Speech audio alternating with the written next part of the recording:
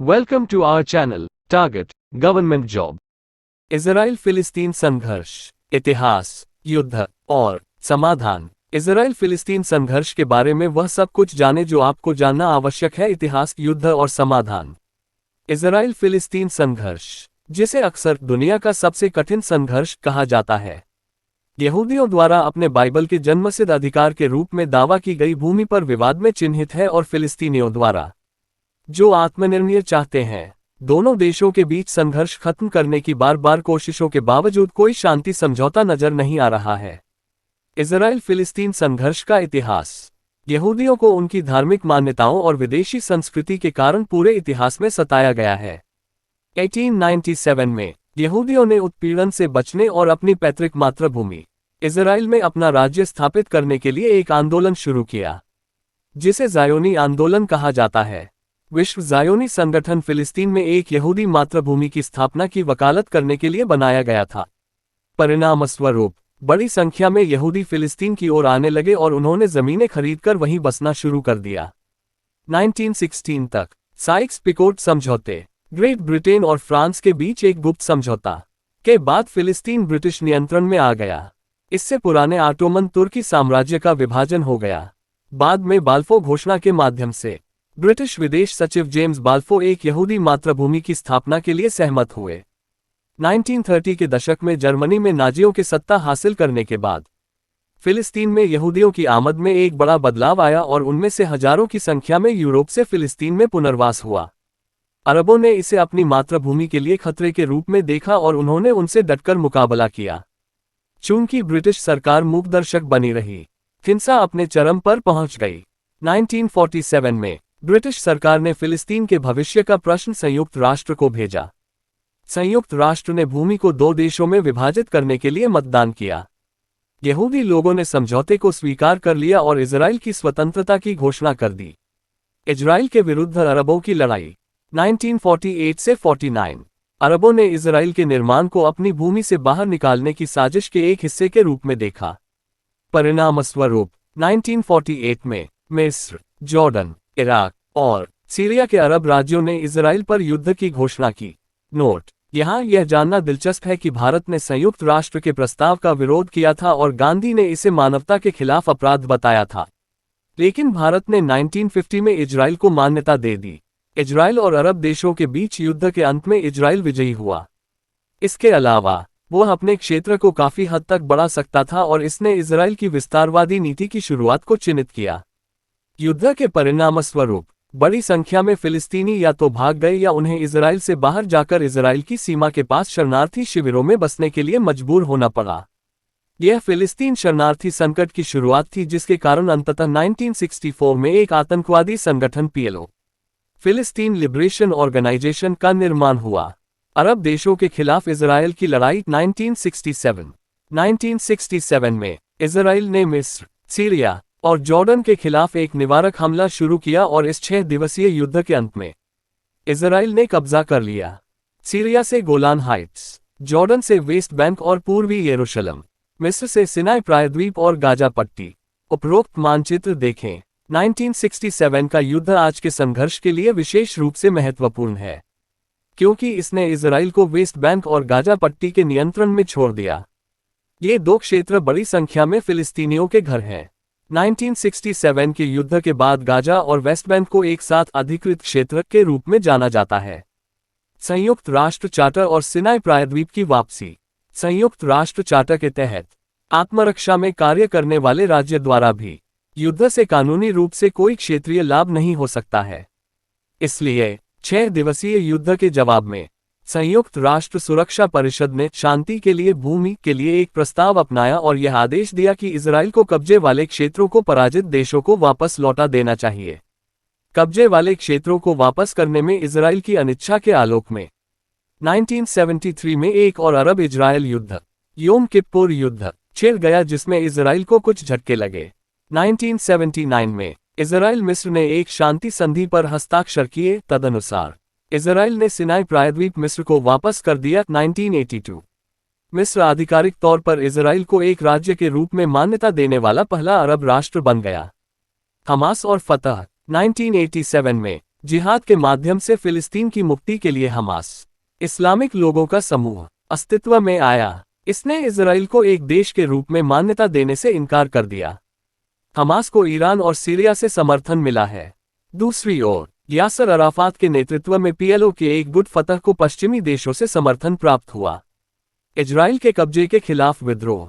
पहला विद्रोह। West Bank और गाजा पट्टी में इजराइल की बढ़ती बसावट से इजराइल और फिलिस्तीन के बीच तनाव बढ़ गया। वेस्ट बैंक और गाजा पट्टी में रहने वाले फिलिस्तीनियों ने 1987 में शुरू हुए दंगों को भड़काया, जिसे पहले विद्रोह के रूप में जाना जाता है। ओस्लो शांति समझौता 1993 में अमेरिका और रूस की मध्यस्थता से इजराइल और पीएलओ ने ओस्लो शांति समझौते पर हस्ताक्षर किए, जो दो राज्य समाधान की अवधारणा पर आधारित था। फिलिस्तीन और इजराइल ने सिद्धांतों की घोषणा पर हस्ताक्षर किए, जिसमें दोनों राष्ट्र स्वायत्त शासी निकाय के रूप में मान्यता चाहते हैं। पीएलओ ने इजराइल को मान्यता दी। इजराइल कब्जे वाले क्षेत्रों को स्वतंत्रता देने पर सहमत हुआ। हालांकि क्षेत्र इजराइल के कब्जे में रहे। कैंप डेविड शिखर सम्मेलन 2000। इसका उद्देश्य दोनों पक्षों को अंततः समझौते पर सहमत होने में मदद करना था, लेकिन वार्ता अंततः विफल रही। हिंसा के कारण दूसरा विद्रोह हुआ।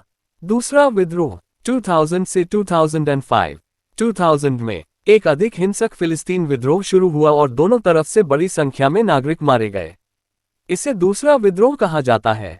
एक रक्षात्मक उपाय के रूप में इजराइल ने इजराइल और फिलिस्तीन की बस्तियों को अलग करने के लिए वेस्ट बैंक के साथ एक वेस्ट बैंक बैरियर का निर्माण किया। गाजा निष्कासन योजना। यह इजराइल द्वारा एक तरफा निरस्त्रीकरण योजना है, जिसके द्वारा इजराइल के रक्षा बल गाजा पट्टी और उत्तरी वेस्ट बैंक में 4 बस्तियों को छोड़ देते हैं। 2005। हमास और फतह के बीच तनाव। ओस्लो समझौते के बाद कब्जे वाले क्षेत्रों में सीमित स्वशासन शक्ति के साथ एक फिलिस्तीनी प्राधिकरण पीए बनाया गया था, लेकिन इससे राजनीतिक सत्ता के लिए हमास और फतह के बीच विवाद शुरू हो गया। हमास ओस्लो शांति समझौते या 2 राज्य शांति प्रस्ताव को स्वीकार नहीं करता है। वे पूरा राज्य चाहते हैं। वे गाजा पर नियंत्रण रखते हैं। हमास को ईरान का समर्थन प्राप्त है। फतह ओस्लो शांति समझौते को स्वीकार करें और शांति के लिए बातचीत करें। वे वेस्ट बैंक को नियंत्रित करते हैं। 2006 में हमास ने फिलिस्तीन चुनाव जीता और इसने सत्ता के लिए फतह और हमास के बीच तनाव को बढ़ा दिया। लंबे समय तक सशस्त्र संघर्ष के बाद 2011 में फिलिस्तीनी प्रतिद्वंद्वियों फतह और हमास ने एक सुलह समझौते पर हस्ताक्षर किए। वर्तमान में गाजा पर हमास का नियंत्रण है और फिलिस्तीन के पश्चिमी तट क्षेत्र पर फतह का नियंत्रण है, जहां इजरायली बस्तियां मौजूद हैं।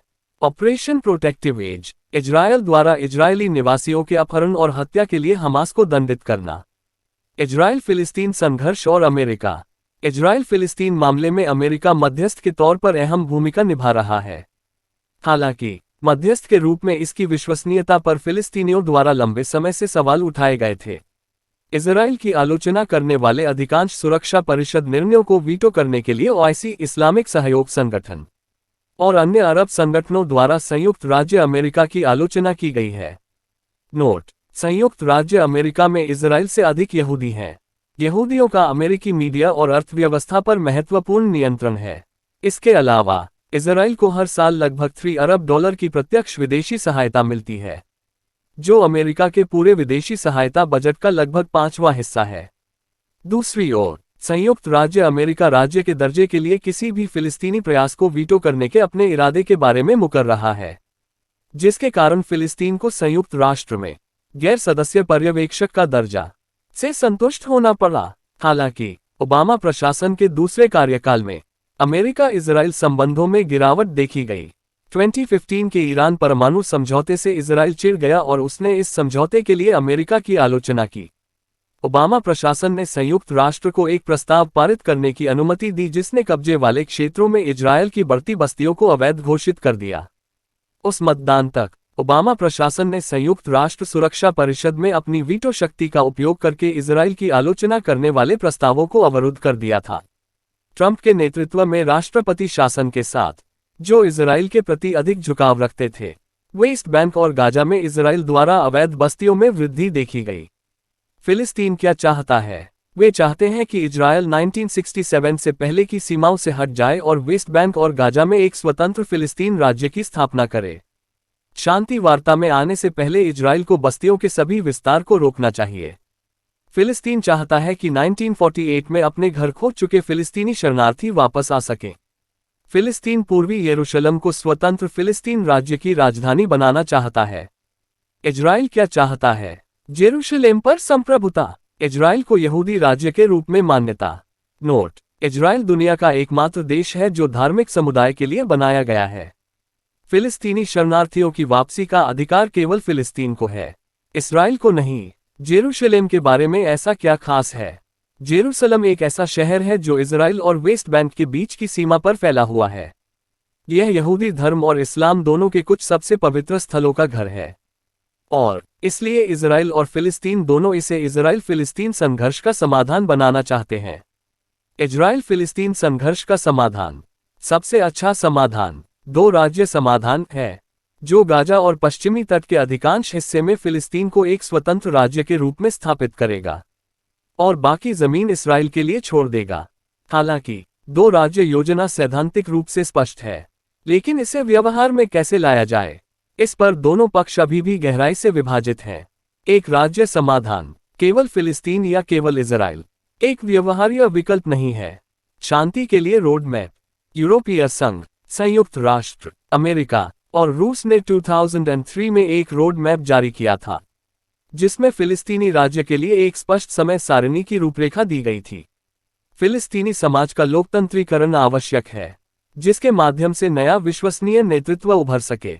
समय की मांग है कि इस संघर्ष को इजराइल फिलिस्तीन के बजाय इजराइल अरब संघर्ष के रूप में देखा जाए।